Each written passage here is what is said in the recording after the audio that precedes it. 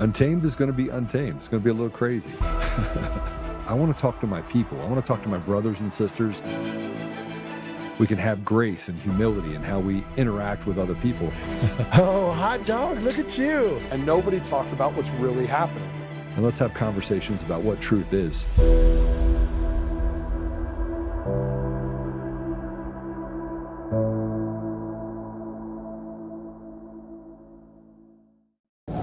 I go in there? I can go make sure it's peaceful. Yeah, yes. Okay. If she kicks you out, then no. Okay.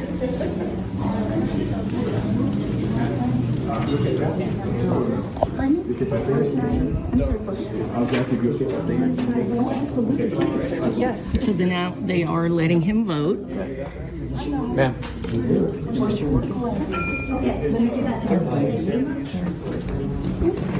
Oh, I'm so sorry. Hello.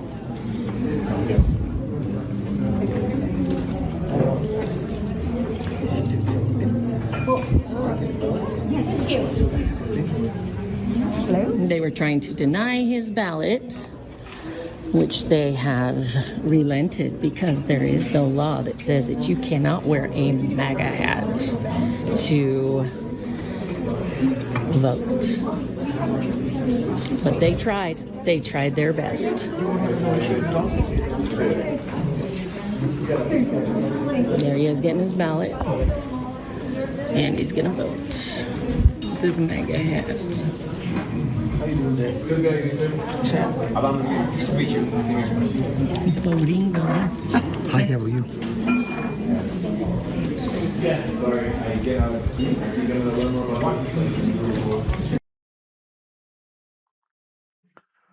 Hi, everyone. Welcome in. Told you we had a special guest today. Surprise! Joe is probably joining us. I'm not sure of the time frame yet, but he should be joining us during episode today. So surprise, Joe's going to be the guest on today's show. Bet you didn't see that one coming. And I bet you didn't know about what you just witnessed as the opening to the show, which occurred on June 2nd, 2026 in New Mexico, polling location where a man was denied access to his ballot because he was wearing a MAGA hat. Voter suppression? Wearing a MAGA hat, they had to call the police in order to enforce this man's right to vote. You hear that? The side that claims no kings, the side that claims polling places should not have ICE by them, the side that claims this is the worst country ever founded, the side that will do anything the opposite of what is best for the American people, denying this man his right to vote because of the hat he's wearing. Any outrage? Any media coverage? No. And this happened 2 weeks ago. I just stumbled across this on my feed this morning. So yeah, talk about keeping this hush hush. Now I wonder how often this happens, in how many different locations, or is this just an isolated incident? But once again, another isolated incident that interferes with the Republican side while handing something to the Democrats. See, our election system is completely on its head. And no one seems to want to do anything to fix it that can. Trump's doing what he can do through executive orders. But at the heart of it, there is no legislation that's making its way through. We got the SAVE Act through the House recently. Look how long that has taken. And now we're in the Senate. And there's no way there's going to be 60 votes that are going to come from the Senate. So what's going to happen there? Okay, our most sacred part of our constitutional republic is us having our right to vote. That is how we give our consent. That's how we show how we feel as a populace. I don't know the last time that system actually represented what the people feel. And that's all by design. To create this chaos, uncertainty, the infighting, the outfighting, the name calling, right? All the division that this creates when it's a simple process that that the ancient Greeks did. You know, like voting. This isn't something new. This isn't something that just kind of spurred onto the scene in the 21st century. Voting has gone on for a long time. The ancient Greeks practiced it. We've learned through the ancient Greeks what democracy can do. But they did show us how people can vote. Take a pebble, put it in a jar. Empty the jar, count them up. Here's a jar with pebbles for the other thing. Empty them out, count them up. Over 2,000 years ago, people were able to vote. And in 2026, people can vote, can't vote. You don't know if your vote counts. You have outside entities that have infiltrated our election system. When it's real simple that if you actually localize the election in not just county, but like neighborhoods within the county, local polling places, get your votes in, let the local people count them and report out. It's not that hard. But no one wants to solve this because we all know the elections are crap. They're not authentic. They're not showing the actual will of the people, right? It's willy-nilly who gets assigned the wins when the elections happen. And then if it's not at a large scale, then there is a way to corrupt a smaller local election. Look what happened to Joe when he ran for chair in Colorado. That, 50%, over 50% of the vote wound up being proxy that day. Like, there's always some way that people figure out how to manipulate the system in their favor that will ultimately keep the people at bay. Get the people involved enough to care enough to kind of get participants within the system, but ultimately never give the people what they want from the system. That's our electoral system. And we control both houses of the legislature. We control the Supreme Court, conservative views on the justices, President Trump, right? Like, we need to get things done to safeguard these elections. In person, voter ID, real simple. Make it a national holiday. Businesses will have to close. People have to understand that, right? We're going to need some time to shift through it. But ultimately, that's what needs to happen to make sure that the actual will of the people is represented through our elections. Because when the will of the people is not represented through the elections like it has for a long time now, right, at the local, state, and national level, look what you get. Look at the chaos you get. Look at the divisiveness you get. Look at the ugliness, right? And that's all resulted from our election systems that have been hijacked to sow discourse amongst the American people to keep us distracted with the infighting amongst each other while up top, all they do is just rape and pillage and just beat us down. And it's not only here in America that this is happening, by the way. This is happening in Europe. It's going on in Asia, right? It's going on South America. It's going on all over the place. Europe is waking up to it. We're going to cover that later on in today's show about what's going on in Europe and what needs to happen here. We need to take it back. That's the only way. How do you do it? Well, we're going to talk about different ideas on how do you start taking things back that people stole from you. Pride, dignity, money, elections, voice, love of country. How do you start taking those things back from people? How do you start reclaiming what is yours? Well, the first thing you got to do is identify the problem. You need to name the problem. You need to confront the problem. You need to call the problem out and educate others about the problem. That's step one, right? You can't fight something that you can't name. You can't fight something that you can't identify. So number one is identifying the target. Now, what's the target for you? I know what my target is. My target is what came from me. Cherry Creek School District and equity. What's your target? Has your family been affected? Have you personally been affected by what's going on? Is it illegal immigration? Is it indoctrination of the children? Is it the stolen election system?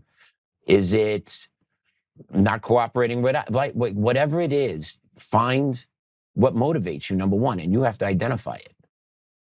And then once you identify it, then you could start looking at how do you get into the arena, right? It does no good if you sit on the sidelines, bitch and moan and complain, and then physically never do anything.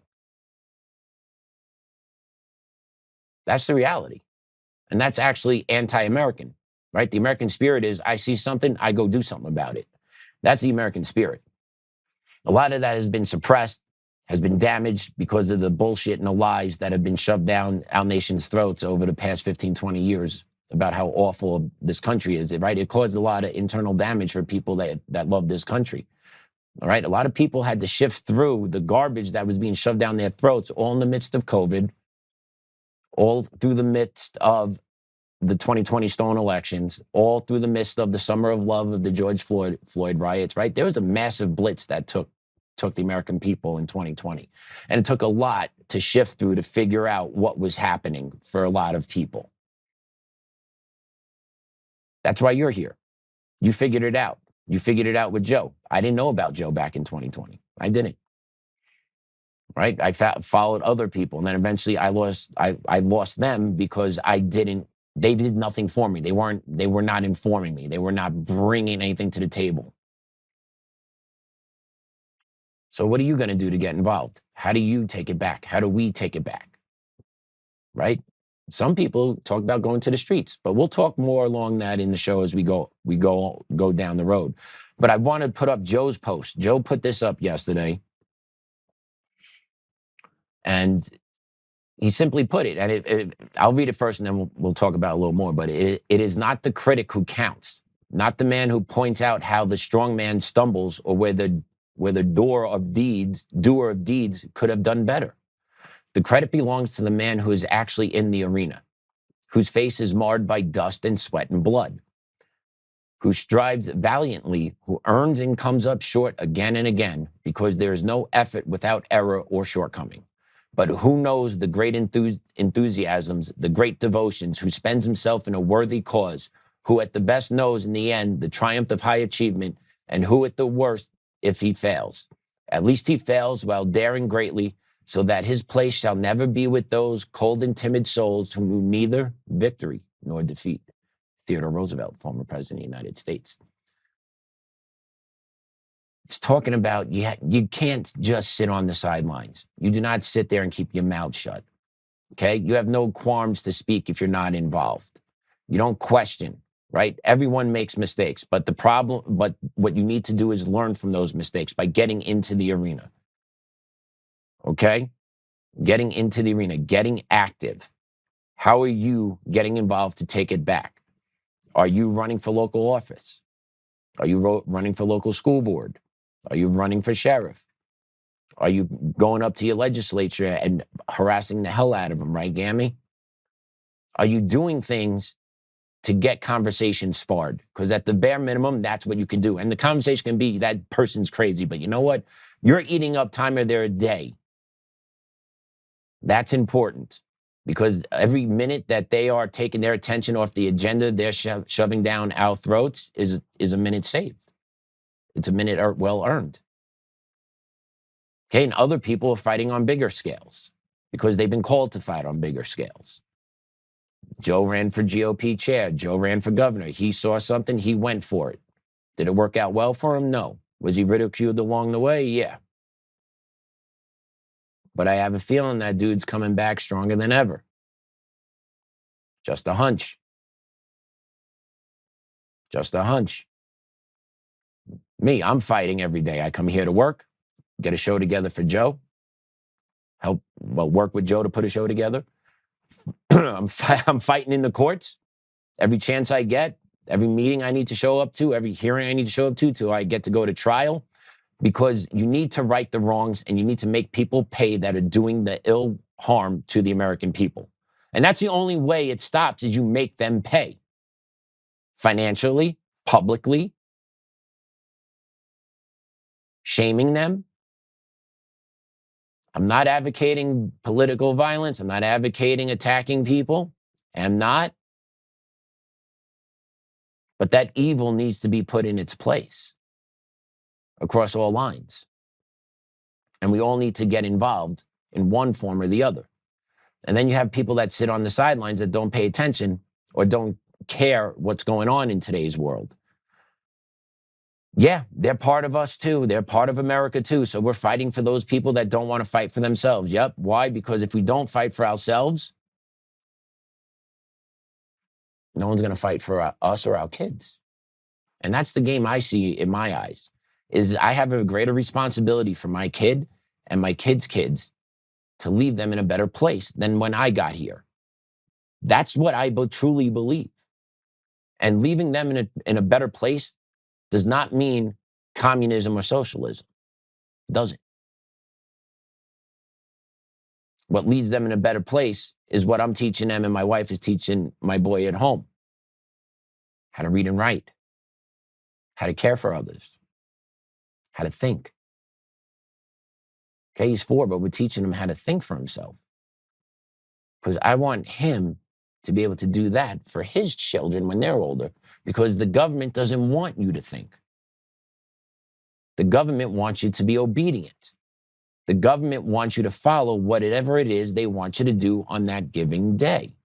And that pretty much lines up with communism and socialism. And if you studied history along the way, look how it turned out in most of the world that followed it. Death, famine, destruction, revolt, right? It's never peace and tranquility.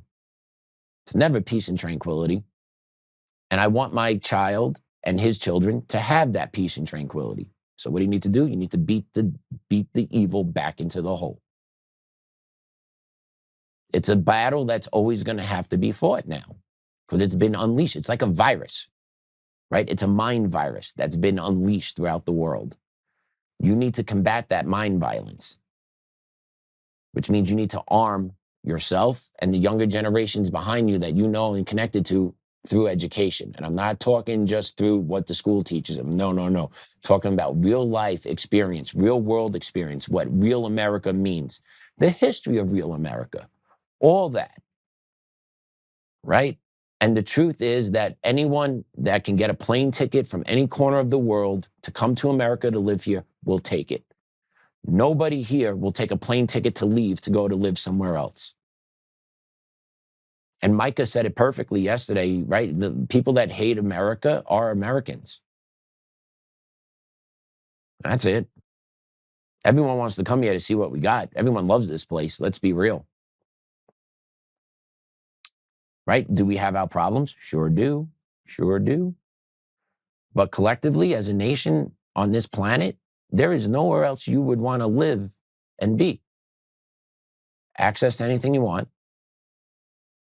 Education, entertainment, culture, food. You got everything you want here. Opportunity. Free speech. Kinda. Right to bear arms. Kinda. And that's the only thing that's stopping the fall from us right now from really being taken over is the fact that we have a Second Amendment and Americans own a lot of guns. Right? And that's why they're able to get away in Europe with what they're getting away with in Europe on the Europeans, England, UK, Germany, all there, right? France. They're able to get away with it because the people in Europe are not armed. Right? That's the difference. That's what holds the line here in America between the globalist takeover, globalist agenda completely and not, is the right that we have the right to bear arms. And most of us use that. Right? Legally or illegally, unfortunately. There's a lot of illegal guns out there too that people have, right? But it is what it is. But that's because if we didn't have that, if we didn't have that line to protect ourselves from government, you really think government wouldn't come and destroy you? Take what they wanted from you? They would. And I can't believe I'm sitting here saying that as a 42-year-old. But life experience, yeah. Yeah, it's ugly. But they will do it. They will do it. Which leads me to play this clip. Check out this Instagram clip about good men and bad things.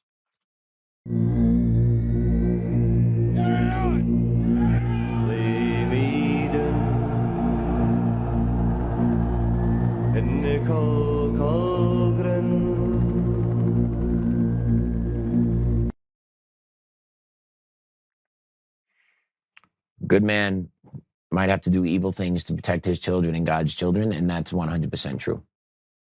That's something I think about more often than I like to admit.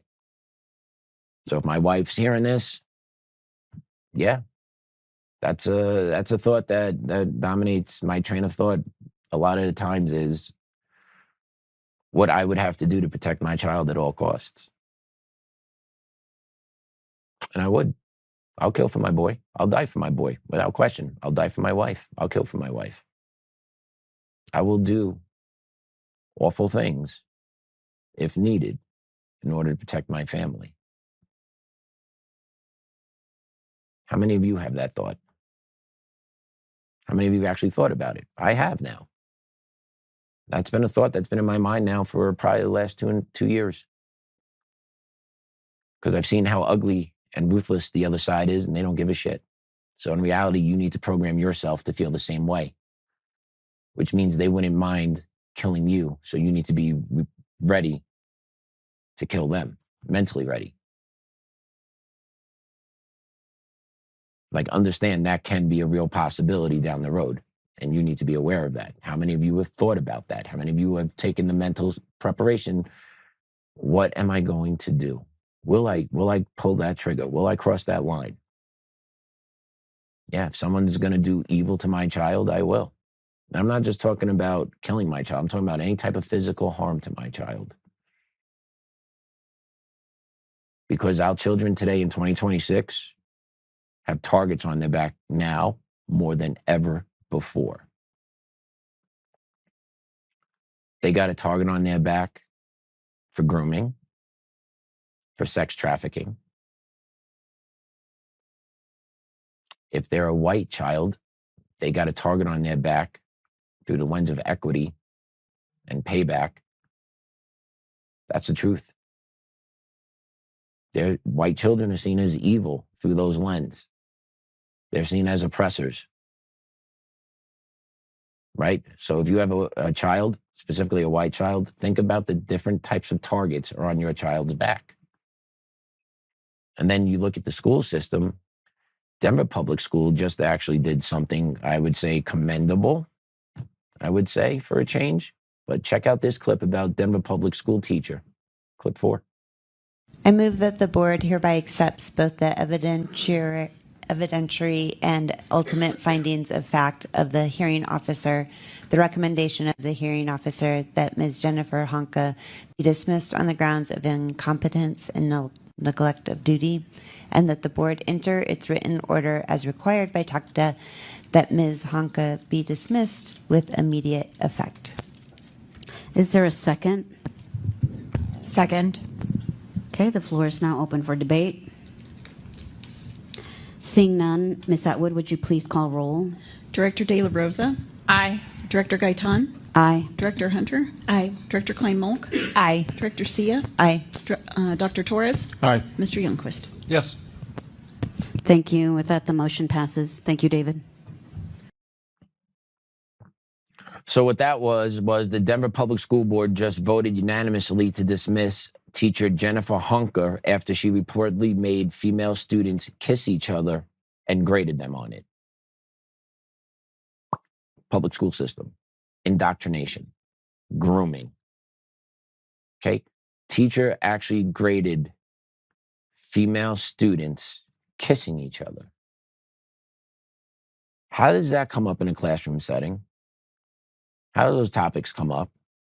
Oh, that's right. You talk about sexuality all the time in schools. You talk about this type of stuff. You have kids read about it in books. You have kids write reports about it. All the stuff that should not be in education is in education. So when we talk about indoctrination, you have to actually break down what the indoctrination is. It's not just simply the sexualization of kids. It's more deeper than just that. It's more deeper than just the grooming of kids with the literature and the classes and the Pride Month and the Day of Silence. It's deeper than just that. They also indoctrinate them socially through equity because they teach kids to view everything through race. They teach kids to see things as an oppressor versus an oppressed. They do this in the public school system. So that's part of the indoctrination. So they do it sexually, they do it socially. They do it economically with class struggle, breaking it down, rich versus poor. They teach these economic constructs where they preach to the kids in school that it's unequitable, right? It's all tied into the equity lens. And being successful and rich is not seen as needing to be celebrated, right? It's actually harmful if you're successful and rich. And that trickles down into what they've done educationally through the indoctrination of the school system too, right? In the education system and a lot of public school systems throughout the country, they've taken the valedictorian away. They've taken away highlighting academic achievements in the school systems, right? So they're taking away the acknowledgement of doing something well. They're taking away the acknowledgement of succeeding academically. So they're watering down what children should be expecting as they progress through life. They're being taught that educational achievement is not important. It shouldn't be recognized. And this is all done through the guise of equity. So actually the indoctrination of kids has more to do with what equity does to them than the actual grooming of kids sexually. They're both evil. Do not get me wrong. They are both evil. Equity has more tentacles.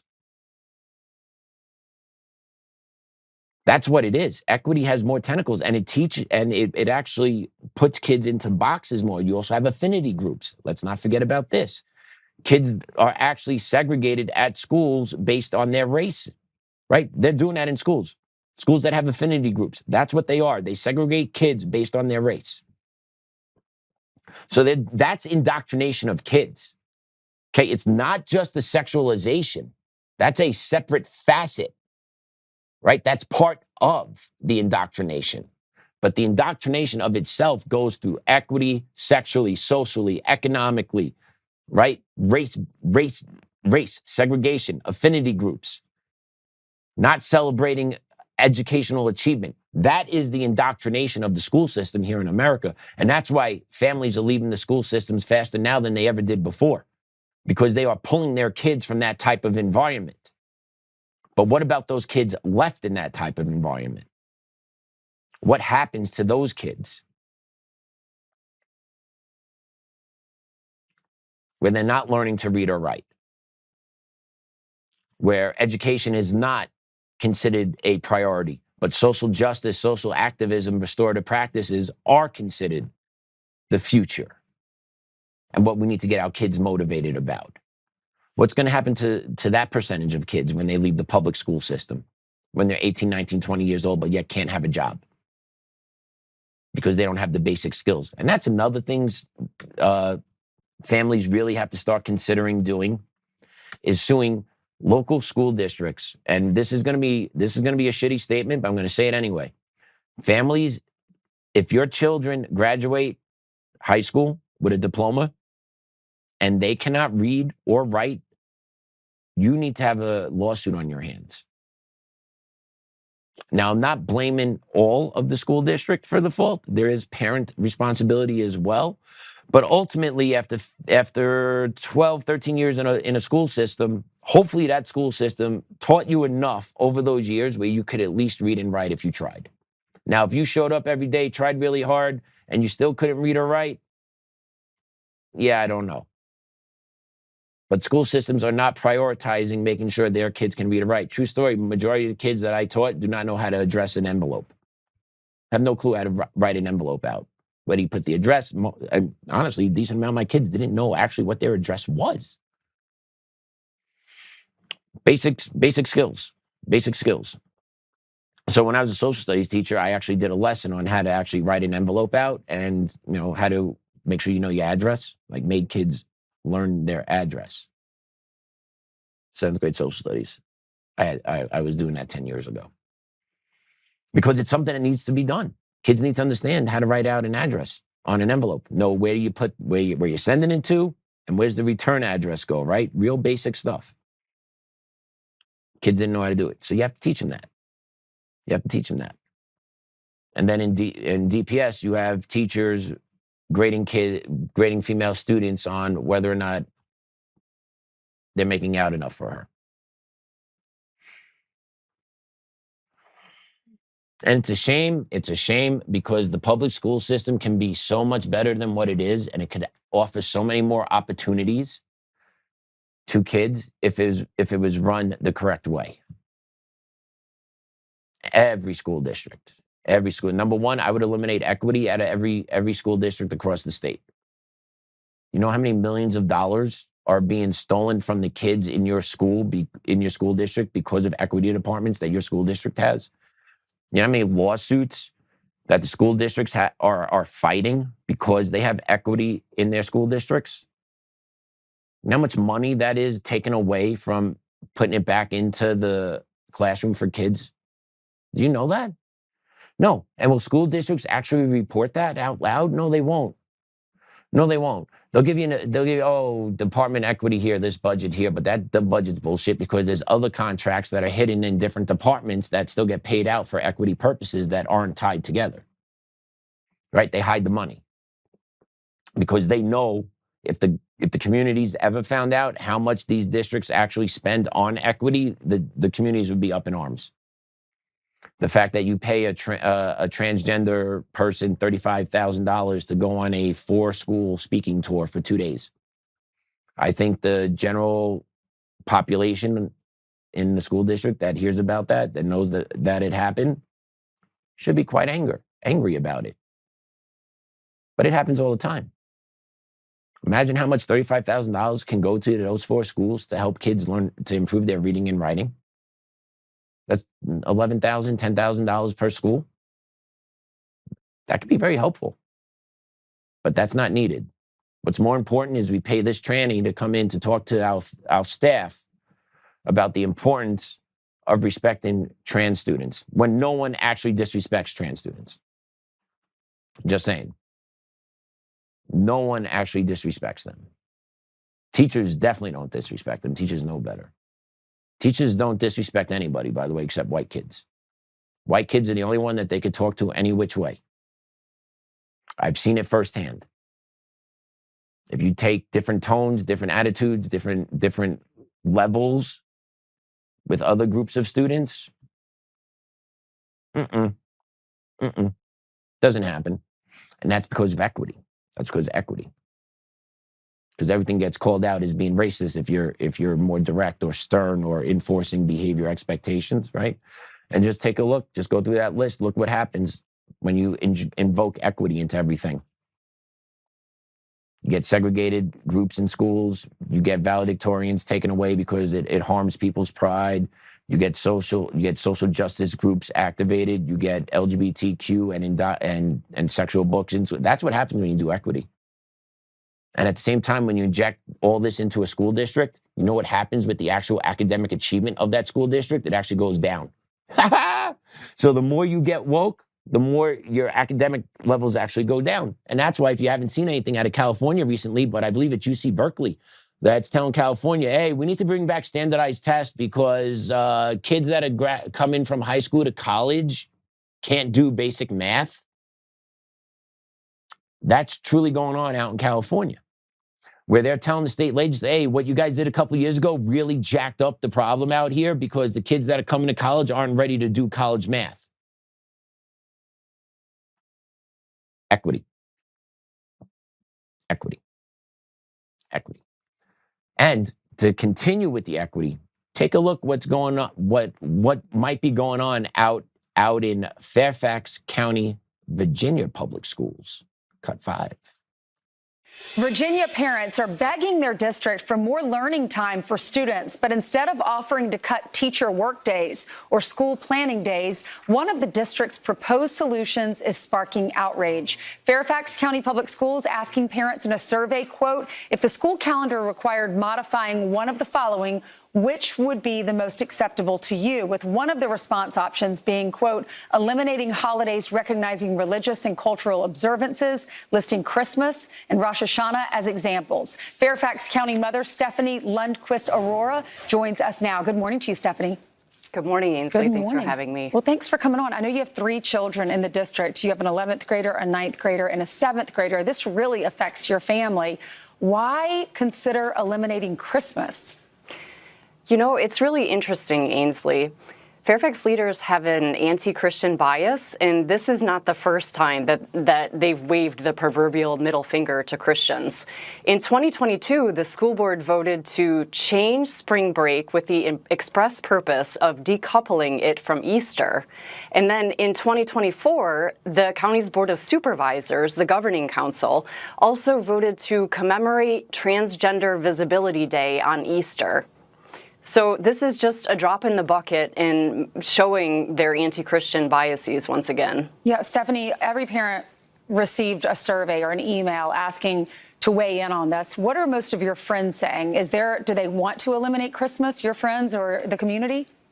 No, they're in shock that they sent out this survey. I mean, this is just an example also of central administration in Fairfax County paying people to conduct these ridiculous surveys and then not listening to what the community says. So, for example, they sent out a survey asking if we wanted to have shared sex classrooms for sex education. 84% of us said no, we did not.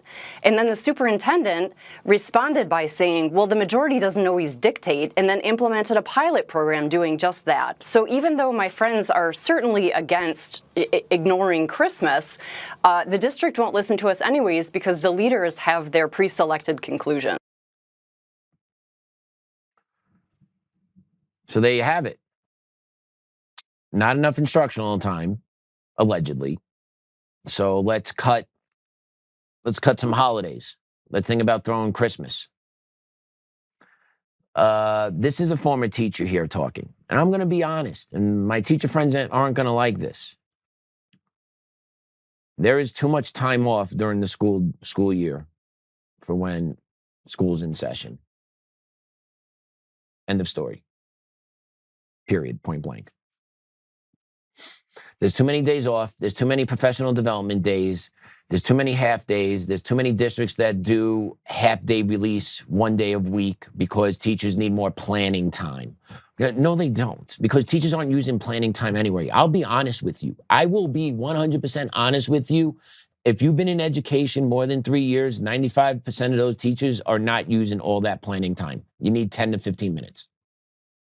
And that's what they do, especially now with AI. Forget about it. They don't need the planning time.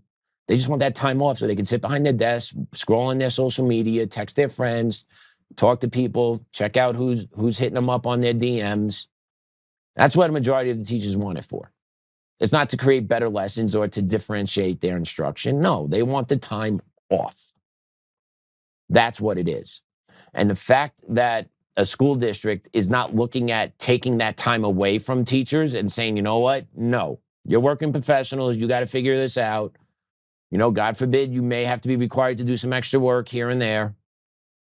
Right? And I'm saying this now as a teacher. I'm not in the field anymore. I'm in the other field. And the other field is a lot more demanding. I will tell you that.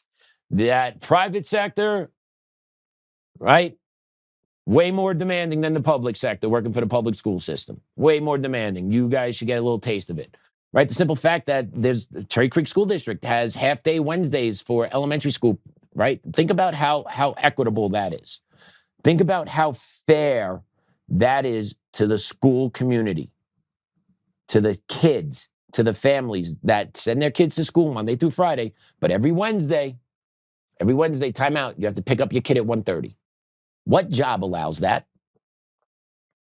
You know, if you're in a higher up position, sure, you probably have the ability to do that. But if you're in a lower level job, where do you get that time? But, you know, in the name of equity, that's not addressed. Cherry Creek, nope. Our teachers need that time off on Wednesdays. Nope. Elementary school parents, you got to figure out a way to pick up your kids at 1:30, hard stop. You want to talk about really wanting student achievement? Guess what? You keep the kid in school for another 2.5 hours to the end of the day and not do with early release. Right? Think about the hardship that causes on parents, especially parents that are working minimum wage or low income wage jobs, which happen to be specifically, typically what type of demographics? The ones that the left and school districts like Cherry Creek continually harp on that they want to serve and help because of how inequitable society is. But think about how you're treating those families now, Cherry Creek, dedicated to excellence. Think about how you're treating those families when your math and reading scores are, but you make sure they got that Wednesday, get that early dismissal, all your elementary schools get out, right? And here in Fairfax County, I'm sure they have something very similar to that because most school districts do at this day and age. Early release, PD days, right? Take away the PD days, keep the kids in school, make the teachers work, keep the holidays as the way they are. Holidays are a good time for family recharging, family bonding as well, celebrating the Lord. All that is good stuff. All that is needed. And that doesn't come around a whole bunch when you're a kid, right? Those times are special. Those times for families are special. They should not be interrupted. And as that lady said on the interview there, the superintendent of the district, these kingmakers, these elitists who are selected by the school board to carry out the school board agenda. It's like, oh, the community said we want 82. What? That's that many? Yeah, I don't care. And that's how these superintendents work. They don't do what's best or what's right or what the community wants. They do what their handlers tell them or what their handlers want, right? In the superintendent's case, his handler is the school board. That's in everyone's case because the school board is the one that hires the superintendent. So your 5-member school board panel right there, those 5 people are the ones that hire the superintendent. While at the same time, they pay 6-figure contracts out to hiring firms to do these extensive searches to find these great clients, prospective prospects to interview to be superintendents. Meanwhile, those school board members could easily try and do that themselves, but they don't. They rather spend taxpayer money. Oh, we got to run a process. We got to do this. We got to do that. But usually those organizations are tied back to members on the board because the money always circulates within. The cartel always protects itself. Cartel always protects itself. And religion is a target of the cartel, specifically Christianity, specifically Christians, okay? Our faith, the Christian faith, it's the true religion. It's the only one that sees everyone as equals. It's the only one where anyone and everyone can come to the table of God. No one is looked down upon. It's the only one. And they want to do away with it because that's what Christianity teaches. Christianity teaches there is a higher power. And it also gives us a moral compass on how to carry out our earthly duties. Remember, our rights always come from God. That's why they want to do away with Christianity. The state wants you to believe that your rights come from the state, not God, and that's not the case. Our rights come from God. We are born free. We are not given freedom by the government. We are born free. So you have that war of religion going on in Christianity. All at the same time, another monotheistic religion is being propped up and spread and embraced in Europe and America, Islam. And it has profound impacts. Okay? Right now, Islam is wielding its political power, if you haven't paid attention. They are organized, they are well-funded, they are aligned with the Democratic Socialists of America, who are left-leaning organizations, right? Those are the useful idiots for the Muslims. The DSA are the useful idiots for the Muslims, for now, until they don't need them anymore. But take a look at what Mamdani posted, I believe it was yesterday, on his X account. And Mamdani just post message in Arabic warning about traffic in New York City from his official mayor account. So there you have it. You got the World Cup. You got the Knicks winning the NBA championship. You got the Mets who suck. Yankees are doing all right this year. But yeah, the official New York City mayoral account has Arabic written on it 25 years after the Twin Towers fell. Let that sink in for a moment. That's him talking to Who's understanding that? Oh, that's right, his people in the city. Not the everyday New Yorker, not the average American, right? All purposely being done by design.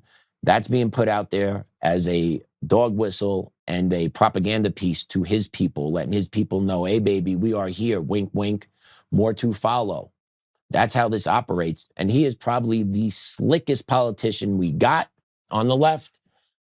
His playbook is what's going to be followed, which is socialism, right? That's what's coming. That's what's coming. And how did he get here? It didn't happen overnight. Check this clip out. And that's how this works. These guys need that voting bloc. They need the Muslim votes.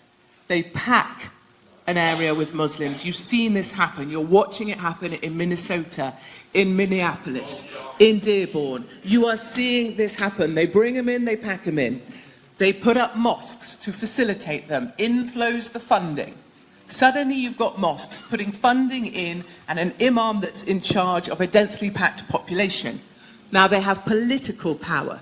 People are going to vote according to what the imam tells them to do. They are voting according to religion instead of any policy or political belief. It's why we have the Islam Party in Belgium. Their policies are segregation on buses, halal and face covering. They even want a couple seats. This is where we're headed.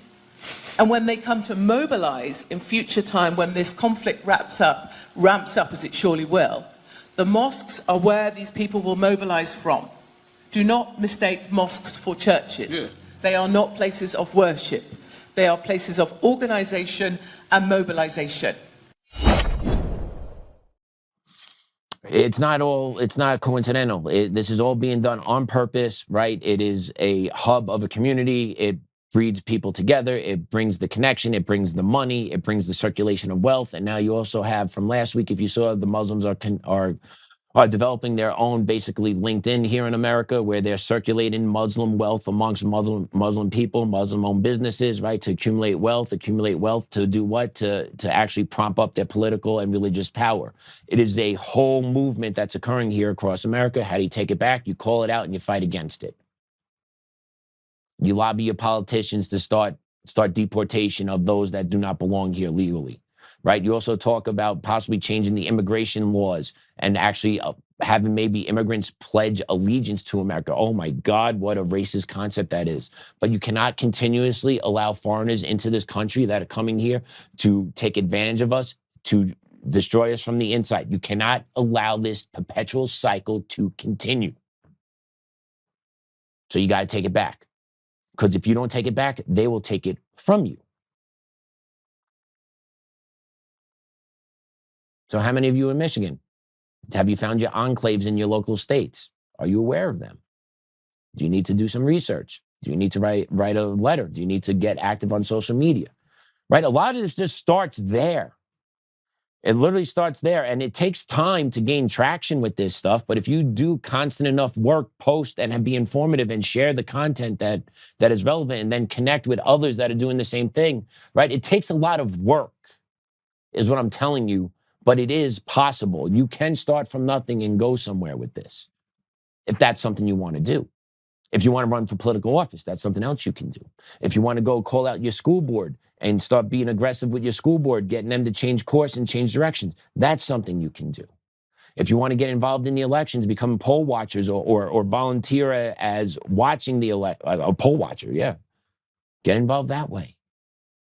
There's so many different ways to get involved, to take it back, that you just have to be willing to put the time and effort in and realize that what you're going to do and the difference you're going to make and how quickly you think you're going to make that difference, just extend that time period out and be ready for it. Because change is not going to happen overnight. Right? You need to get involved. You need to network. And you can't network from your house not being active online. You can't network. You can't brainstorm, you can't organize. And that's what the left is so good at. They're so good at organizing and mobilizing, just like that lady just covered about the Muslims in the mosques. They are, because they're motivated. What motivates you? What are you motivated by? Do you have motivation anymore? Or are you like a lot of Americans and you're fatigued out of what you're seeing?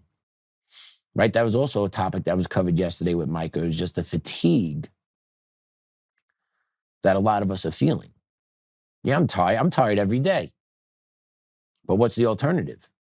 Roll over and die? No. There is no alternative. You wake up tired and you go fight. That's it. Right? Are you never not going to be tired? No. And when are you going to rest? When we die. That's when we rest. Get, 6, 7 hours of sleep. Get right back at it. Get to work, raise your family, be a good friend, and fight the evil that's in front of us at every turn. Realize what's going on in here in America and understand the onslaught that we have to endure every day. Do you just want to have to endure the onslaught, or do you want to turn the tables a little bit? It's fun when the tables are turned. It's fun when those that are attacking you are the ones that now you can attack. It's fun. It's fun knowing it causes people to possibly change course. It's fun. That's how you make some of this change. Because right up top, right, waiting for the big arrest, right, you can hope, pray all you want for the big arrests. At the end of the day, you and I have no control over those big arrests whatsoever. So what can you control? What difference can you make? And how do you stay actively involved without becoming so frustrated that you just want to throw your hands up in the air and walk away? Find your passion. Find what you want to attack. And then go attack it. Because they'll attack us again one way or another. Right? Attack you, attack your children, attack your property, attack your safety on the streets, attack your paycheck. Right? It may not just be a physical attack. It's all these, it could be a psychological attack, psyops. Right? It's everything. It's everything with that side. But let's take a break. And when we come back, hopefully Joe will be joining us. I haven't seen anything from him yet. If you're listening, Joe, we're waiting for you. If not, I'll be covering Europe when we get back from break.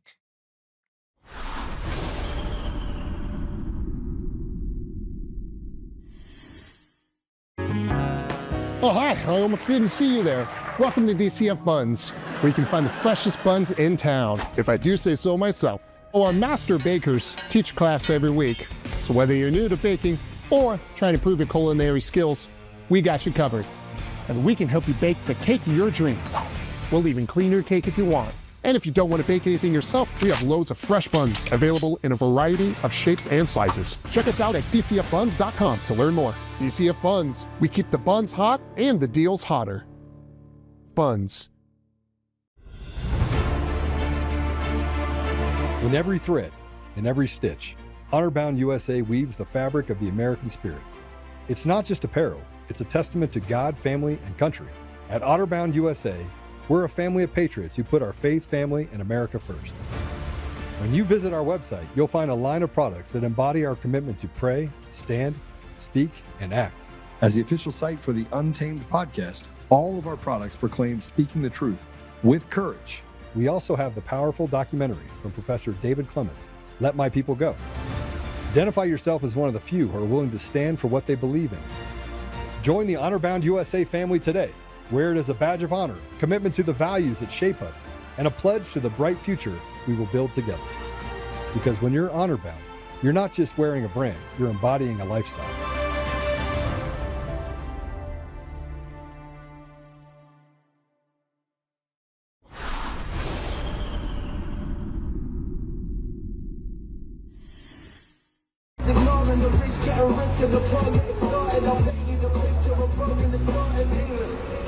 So, as you know, a lot's been going on in the last few years. A lot's happened, there's a lot of concerns, everyone's concerned.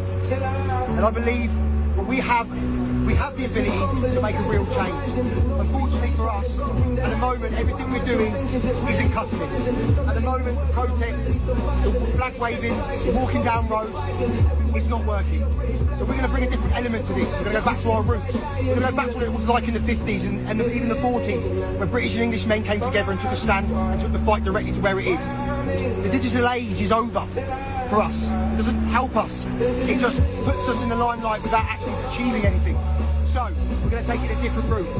On this video, you will see a website, www.patriotplatform.co.uk. It's very simple. When you click on it, it will ask you to join in. You click it, you put your name, where you're from, and your contact details. There is a little an arrow by the telephone number that you have to press, and press the country you're coming from. From England, obviously. People get confused with that up to now, so make sure you get that right. We are going to produce a patriotic army of thousands and thousands of English and British men that are done with protesting, done with walking down roads, and want to make a difference. Be part of it. But let me tell you one thing right now. If you are weak, you're not sure, you don't want to commit to it, don't bother. We're looking for the strong, the able, and the ability to do something very quickly when it needs to be done. I'm talking about putting 50 boats in the English Channel. I'm talking about taking hold of Dover. I'm talking about taking control of every city in the United Kingdom. I'm talking about pushing back harder than we've ever pushed back ever before. What I've witnessed in Belfast has given me the inspiration to realise that when everyone gets involved who's committed, a change can be made. And that's exactly what's going to happen. Please sign up, and we'll see you all very soon.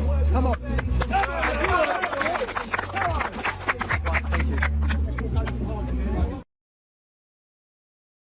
So yeah, that's coming out of England. They've had it over there. It's been bubbling and boiling for a while now. They're ahead of us. They're ahead of us. Okay, I don't think we're quite there yet, but I feel that we're moving in that direction. That's coming out of England, and that's on the heels of, he mentioned what he witnessed in Belfast. He's seen the people in Belfast and Ireland come together as a unifying force, actually going to immigrant communities and actually burning down apartments and torching their cars. Because the people of Ireland have had it. They're tired of seeing their people replaced. They're tired of seeing their people not have opportunity because of the influx of immigrants to them. They had it. Okay? We're kind of building there. Okay, Trump's doing what he can, right? But what's going to be contingent after Trump is anybody's guess. But out of England, the people have completely had it, that they're talking about organizing, talking about building armies that could actually take local cities. Okay, we're definitely not there yet, but they're feeling it across the pond. And it's because of what's going on with the immigrants coming into Europe and them mostly not assimilating, taking over their areas, taking over opportunities, taking over houses, getting funding, all while the local people get shafted by their local government. Does that sound familiar? It just hasn't happened to us long enough yet. We got a really good dose under Biden for 4 years. England and Europe have been doses of this for 20 plus years. So we're not there yet, but we can get there. Take a look at this video, what came out of Ireland recently of a confrontation between an immigrant and the Irish. This is going to be 2 different videos, same situation. You're going to see how it started. You're going to see something on the second cut on how it ended the way it did. Let's play cut 2 first. Fucking cunt! You know what you are? What are you gonna do with your second? You have 1 last second here, motherfucker! Fuck off! Hey! What the fuck are you gonna do? Fucking show the hard on! Yeah, boy! Yeah, boy! Yeah, boy! Yeah, sausage! Who's the sausage? Your sausage, shouting at a woman! Thanks. Hey, fuck at me, Ricardo. I'm telling you. Calm down. The fuck? Who's this boy? Get in! Who are you? Why going? Who are you? Calm down.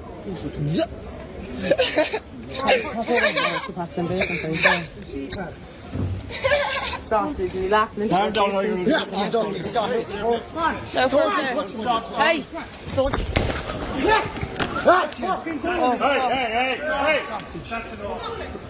Hey, that was a cheap fucker.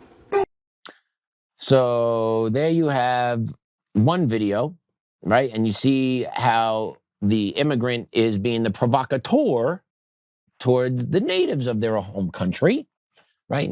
But that has to be socially accepted because that's just the way it is.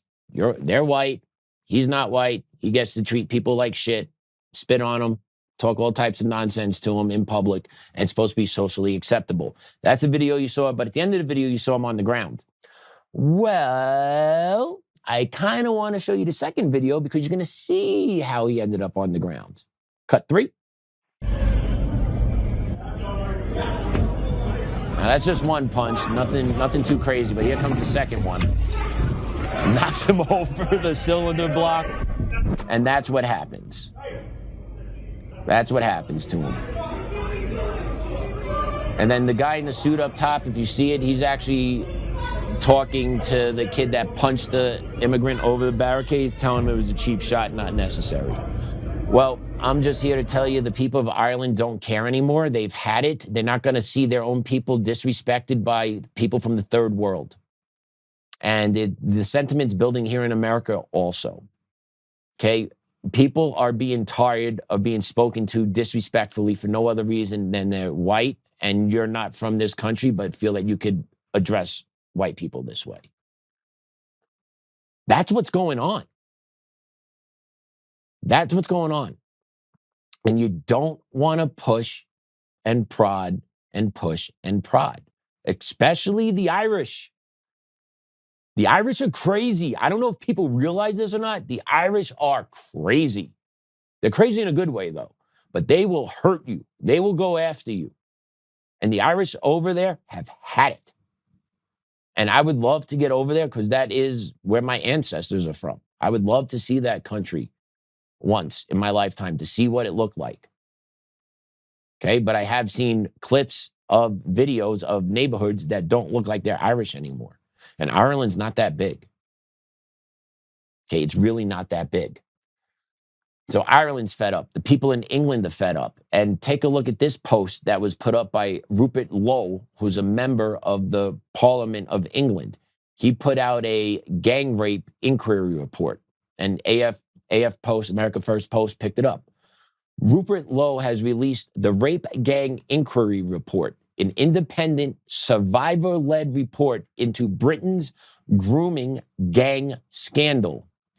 The report finds that organized child rape gangs operated across at least 149 local authority districts, while police, social services, schools, health services, and politicians deliberately failed to protect vulnerable young white girls, allowing for 250,000 of them to be subjected to repeated rape, gang rape, trafficking, torture, pregnancy, forced conversion, and lifelong trauma. Those that do not want to assimilate, do this. You invited the wolf into your den. And this is what's going on to the white women in Britain. 250,000 victims of forced rape, gang rape, pregnancies, conversions, trauma. 250,000. All done by the migrant community in England. Wow. That's a huge number. I'm not surprised because in third world countries, that's what goes on. And unfortunately, that's what happens to a lot of the women there. Africa, Middle East, it happens there. India, Pakistan. Third world countries breed this type of behavior because it's culturally normal to them. It's normal to subject women, to treat women this way. And then when they come over to another part of the world and they've never seen a woman the way, they've never seen white women, let's be honest, you don't have too many white women walking around sub-Saharan Africa. You don't have too many white women walking around in the Middle East uncovered, right? If white women go to the Middle East, what do? Burqa time, they cover up, right? Oh, we respect their culture. We assimilate when we go there. We assimilate when we go there because we're going to be respectful of their culture. And this is the payback that they give to you because they don't know how to behave or act or control their desires because they believe they're able to carry out their desires on women because that's what they're allowed to do in their home countries.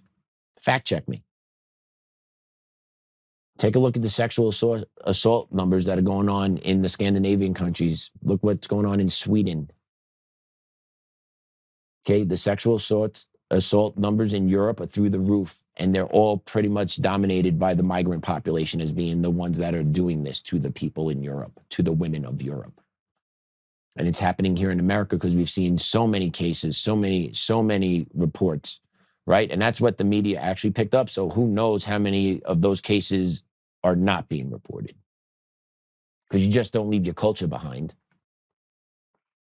It's evident. They don't. They bring it with them.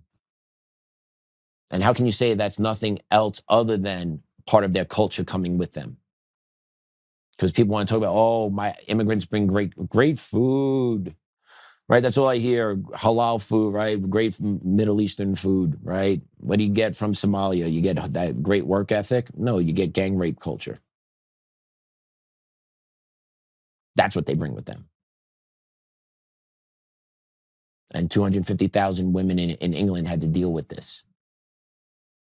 Absolutely disgusting. And those leaders over there, let's not forget, their elections are bullshit too. They're all selected because they're all purposely put in place to carry out this globalist agenda and the white replacement of European citizens. Like, that's all what it's going on there. It is blatantly obvious. If you are not keen or awake to what's actually happening in Europe and North and South and North America, you really need to wake up. It is a legitimate replacement theory being pushed by global elitists that want global control. And how do you do that? You push out the white folk. And then you have third world mentality living in first world countries, but don't have the ability to run first world countries. So what do they need to do? Boom. Rely on government, rely on the elitists to control and make sure everything's taken care of. And there you have your one world agenda. There you have your one world government. WEF style. It's all part of their plan. And then in England, you have this, right? And people have ways of fighting back. And I talked about it, in the clip that started off the segment. That group's not about it. I believe fighting back online is a good way to do it. Now, do you get results all the time? No. But also, right, are you going to go to the street with a loaded bayonet and line up against the English army? Probably not. Probably not. So I'm curious how that's going to play out. But the mentality, the warrior mentality is what's important. But take a look at Member of Parliament Mac Wilkinson talking about how X is a problem because it gives the citizens the ability to get their voice out there. Listen to this. We obviously have social media, which is a massive problem at the moment for engagement. I'm tempted to say, how you make your voice heard as a citizen in 2025 in the UK. Set up an X account and start writing some sort of nativist content, and it will go around the world really, really quickly. Your voice will be heard as quickly as you want it to be. Not in a way that I would be comfortable with, and I would suggest probably not in a way that most people on the panel this evening would be comfortable with either. But that is a really easy way to get your voice heard. Get some content about, how you think immigration's too high, or immigration is the big thing that's tearing the country apart, etc. And that goes around the world because social media run by the world's richest man, X, is now making sure that you can have your voice heard in a really easy way that you couldn't in the past. Yeah, he's talking about X having a problem because people could actually put their own thoughts and ideas out there that other people could read and write, and it could actually inspire them and actually make them understand what's happening in front of them and not actually just have the government be the spokesperson. Yeah, that sounds about right for England. That sounds about right for England, that X is the problem. I don't think so. Now, does X have problems? Sure. Just like every other social media sites, they all have their own individual problems. But as of right now, X is a really decent source, not a great source, but a decent source of getting the message out. if X approves of that message. Let's not forget that. There is a precursor to this. And I see it firsthand with stuff on Joe's account. Some things on Joe's account, like this one thing Joe sent out months ago, an apology to Kash Patel because of something Joe heard about, got 250,000 views, 250,000 views. Like what? And then some post Joe puts up gets a couple hundred. Yeah, it makes a lot of sense. Makes a lot of sense. Yeah, they play games over at X, but mostly anywhere else you go, X is where you're going to be able to connect with, I would say, the most people still and get your message out there.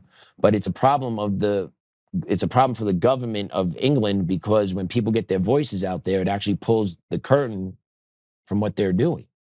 And it shows the people the harm that the migrants have put to the people of England. And I believe now England has, I think, five Muslim mayors throughout their country. I believe it's 5 now. Yeah, the people of England aren't happy with everything. And X is an issue. And I'm going to connect the dot here, but take a look what the UK government wants adults to do to access X now. This is from Polymarket. UK government clarifies adults will still be able to use social media by verifying their identities with digital IDs, facial recognition, passports, credit cards. Keep that up for a second. Look at that right there. What is that calling? Government clarifies adults will still be able to use social media by verifying their identities with digital IDs, facial recognition, passports, and credit cards. Surveillance state. Social credit scores. Okay? Digital IDs. This is where we're going. This is where England is. This is where we're going. Right? They want to have complete control over you. They want to be able to lock you down and control everything you do. They can do that now, to be honest with you. They can lock you out of social media. They can lock you out of your bank account. They can take your shit. They can do all this. They can also track all our stuff now. How many of us think you are untrackable?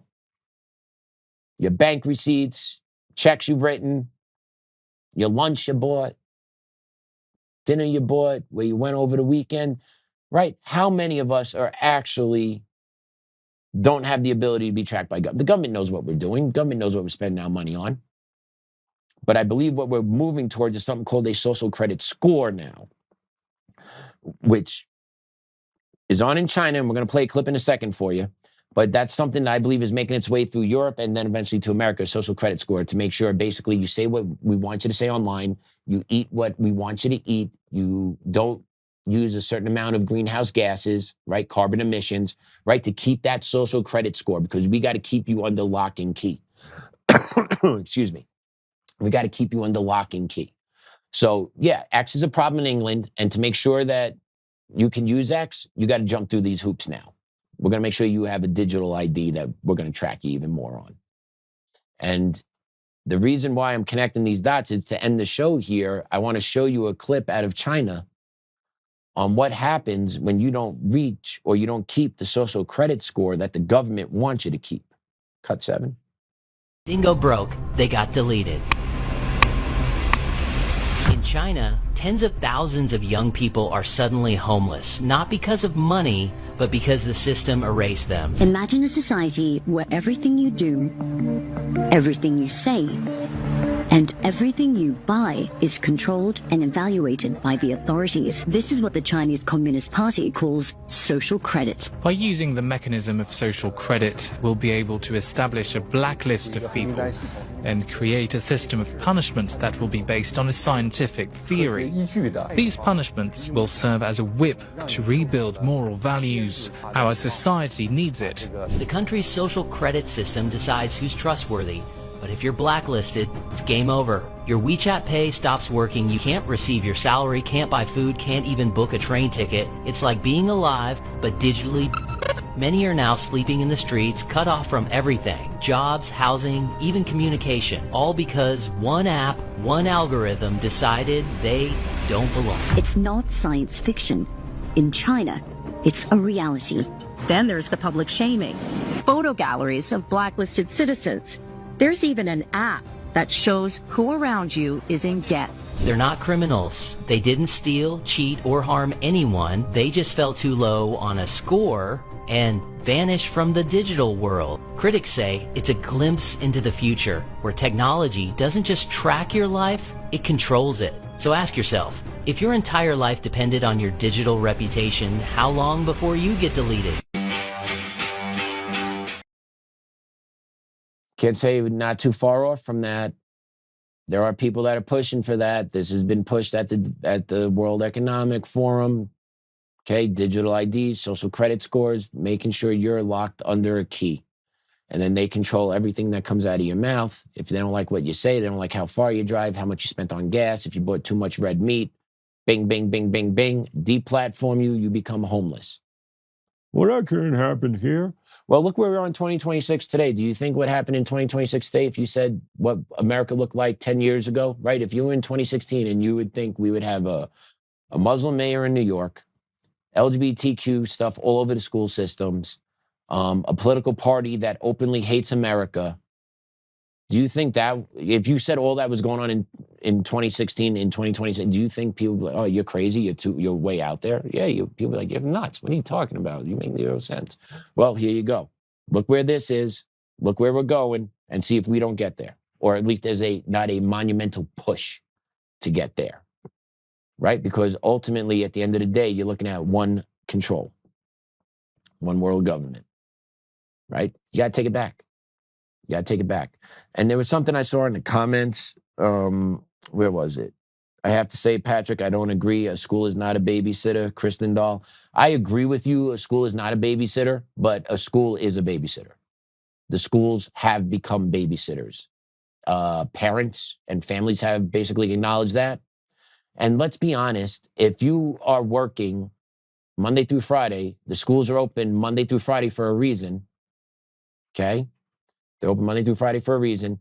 But on Monday and Tuesday, they only work from 7:30 to 4. And Thursday, Friday, they only work from 7:30 to 4. And then that middle Wednesday, they work from 7:30 to 1. How do you adjust as a working parent, and what jobs make those accommodations? It's impossible.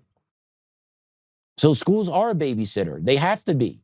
And then when you throw the wrench into the system that way, it derails a lot of families. And unfortunately, it's the ones that are not wealthy that feel the more brunt of the impact. They got to take the day, take half a day, create tension at work with someone, asking them to flip-flop, right? All other unnecessary bullshit that families have to go through and jump through hoops because the school district is like, nah, we need to make sure everyone's out. All elementary school kids, you out at 2:00 because your teachers need time to plan. All right? Out at 2. Families, you got that? You work 9 to 5? Oh, you do? School's still out at 2, though. So make sure you get your kid, right? Because they don't want to stay late either. All those about equity, they never want to stay late or do anything that will require more effort without being paid for, right? That's equity. That's equity. But that was I saw that and I just wanted to make sure, I agree schools should not be a babysitter, but they have become the babysitter. And that's just what it is.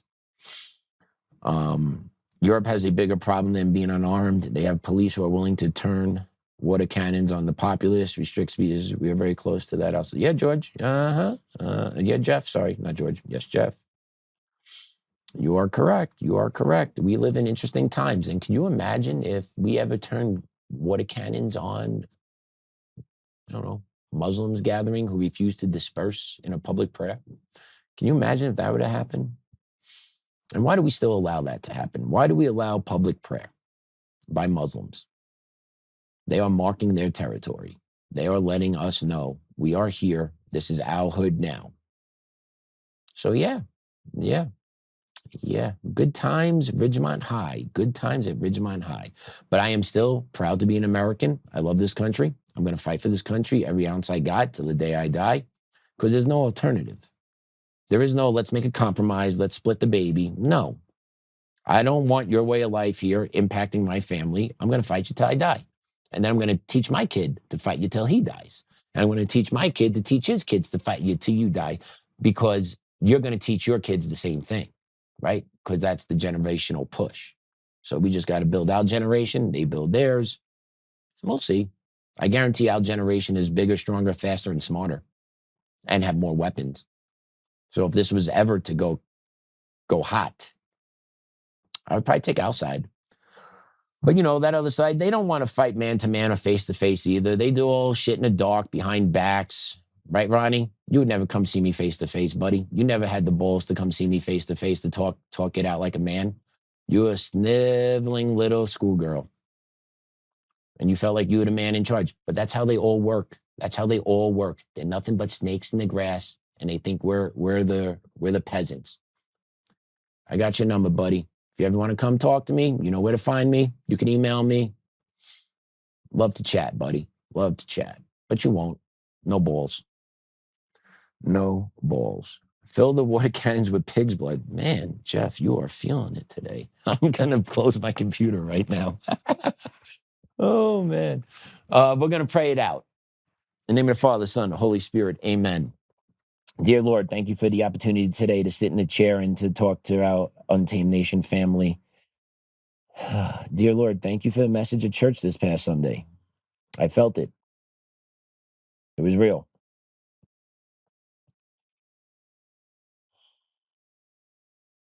Lord, thank you for my wonderful family, my legal team, my friends, everyone that has supported me along this journey that I'm in over the past 2 years to rectify the wrongs. Please watch over all of them, Lord. Please extend them an extra break or two if they need it over the next couple of days as a favor to me. Just asking for a favor, Lord. But it's not for me. It's for friends and family close to me. Just, Lord, thank you for a beautiful day. Thank you for just the opportunities that this country has to offer. If you're just willing to pick your head up out of the sand and look around, you would see this is a beautiful place with tremendous opportunity. The world is what you make of it. Thank you, Grandma, Grandpa, and Dad. Miss you guys. Love you guys. Our Father, who art in heaven, hallowed be thy name. Thy kingdom come, thy will be done, on earth as it is in heaven. Give us this day our daily bread, and forgive us our trespasses, as we forgive those who trespass against us. And lead us not into temptation, but deliver us from evil. Amen. Amen. Father, Son, Holy Spirit. Amen. All right. Take the fight. Spread the word. Organize. Connect. Don't take it laying down. We got to take it back. Joe will hopefully see you tomorrow. I hope he will see you tomorrow.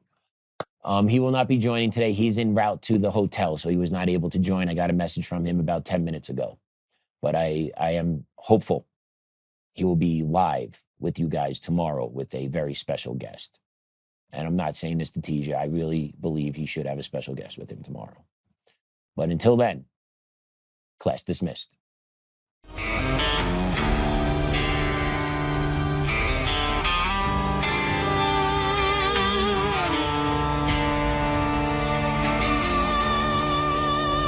Rise up untamed in the heart of the fire where the wild ones roam. Joe Oltmann's calling, bringing truth back home. From conservative daily to this untamed fire, we shatter the silence, lifting spirits high. No chains can hold us, no lies can prevail. Authentic and fearless on this rugged trail.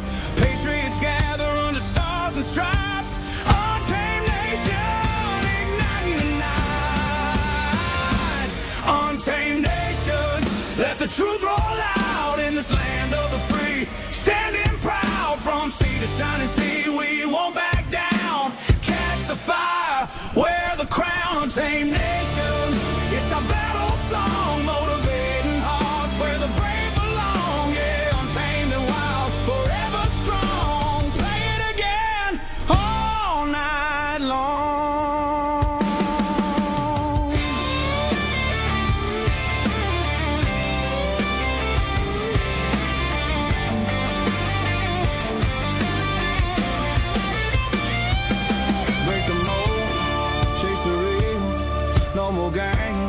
Time to heal.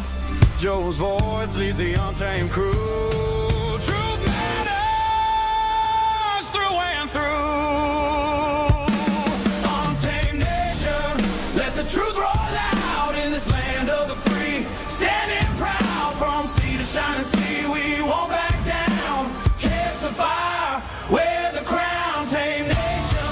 It's our battle song, motivating hearts where the brave belong. Yeah, untamed and wild, forever strong. Play it again all night long.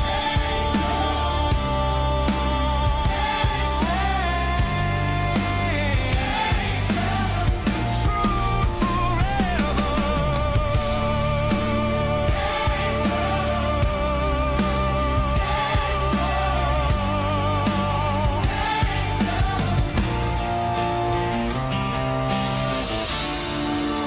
True forever.